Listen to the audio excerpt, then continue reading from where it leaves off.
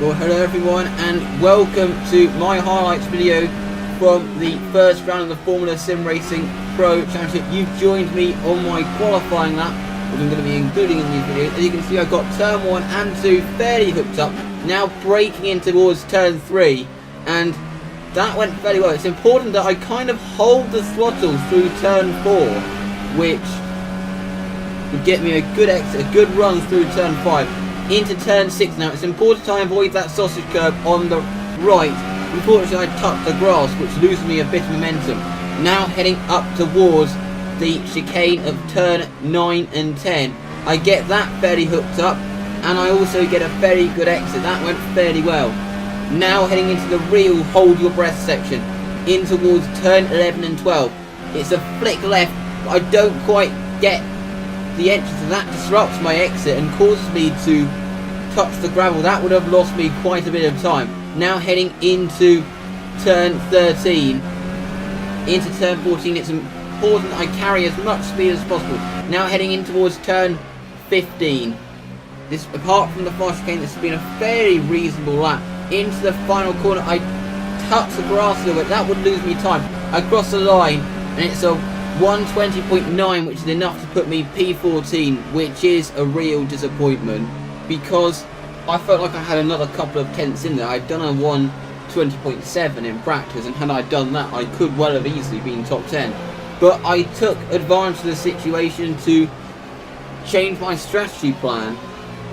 So I was originally going to start on the Ultra Softs in the hope I was going to be top 10, but I actually decided to start on the Super Soft tyre. I mean, obviously, as you can see, last year we used a 2009 spec car, but this year we're using a 2017-2018 spec car, so the regulations are kind of like they are in real life.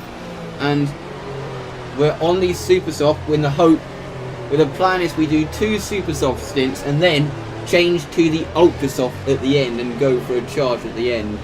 Not using the soft tyre at all, because the soft tyre was terrible when I tested it around here. I just couldn't get it working. As you can see, we are lined up on the grid for the first race. We're behind the Musto of Valerio Nicolella, just waiting for the rest of the field to line up. You can see Nicolella in front on the soft tyre, so he's clearly planning on going long.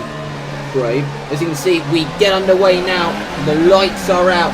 And we haven't managed to get the best of launch line, but there is a lot of space for us to go into. Unfortunately, you can see our teammate getting taken out there at the first corner. There's a little bit of lag there, which caused me a bit of an issue, but I'm still kind of holding this. As you can see, I brake very late. I'm almost caught out by early braking, but I actually managed to turn that into an overtake. There's a little bit of contact, but I have managed to make it past Valerio Nicolella, and I am actually up into P13 after the first few corners. That could have ended a lot worse than it did. As you can see, looking at the replay, going into the corner, there's a little bit of contact. We actually have to use the grass, which does lose us momentum. I don't know how we were still able to pull the move off despite that. Now moving on to a few laps later, and it was important that we were the lead car that wasn't on the Ultra Softs, so we'd get the advantage. As you can see though, there's an incident ahead that really involved lag, that gives us a position, but it's really not what we want to see. Cars getting taken off due to lag incidents.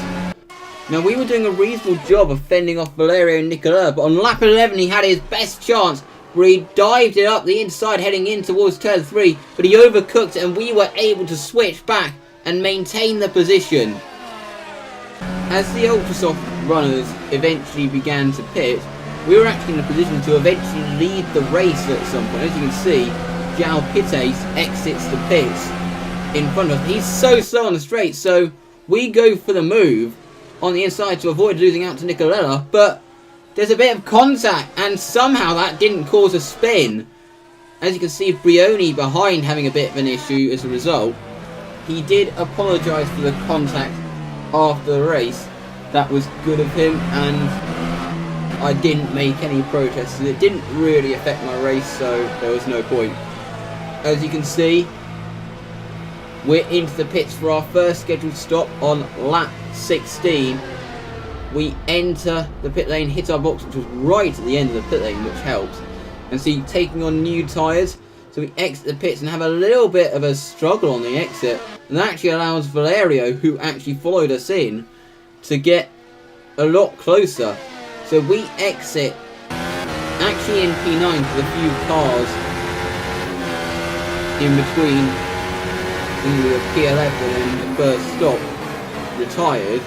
As you can see, Nicoletta tries to go around our outside but is not quite able to get it done.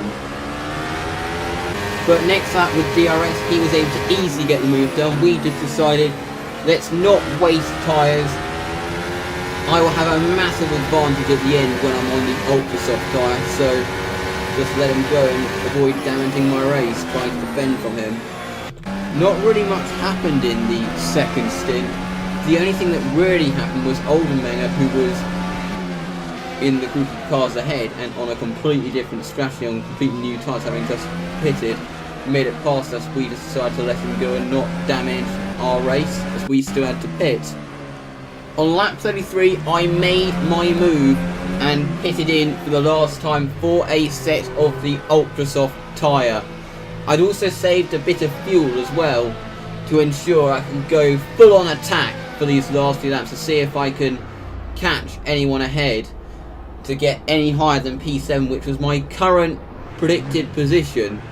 As you can see, I exit the pits. I exit the pits in P7, and now was really the time for me to charge. I have the fresher tyres, I have an extra bit of fuel to see if I can make sure I can close that gap. And we did actually start to go really fast. I actually set the fastest lap and had it for a bit. As you can see, Cameron Roger having an issue, and that's going to allow us to take P6. I mean, I'm not sure, I think he had an incident with Nicolella ahead. But we are able to take P6, but we are still gunning for P5 to see if we can catch the Musto car ahead. We were catching him at like 2 seconds per lap, but in the end it was just too little, too late. But P6, still a good result to start the season, which I was fairly pleased with. A good haul of points to kick off the season, equaling my best ever finish in FSR, and probably one of the best races I've ever driven in FSR. To be honest, I mean, my pace was decent, it was one of the quickest out there, and hopefully it sets a precedent for the season ahead. And hopefully this is just the start of what could be a decent season. I'm hoping to get podiums as things go on. But anyway, thank you very much for watching, and we'll see you for my next video. Goodbye.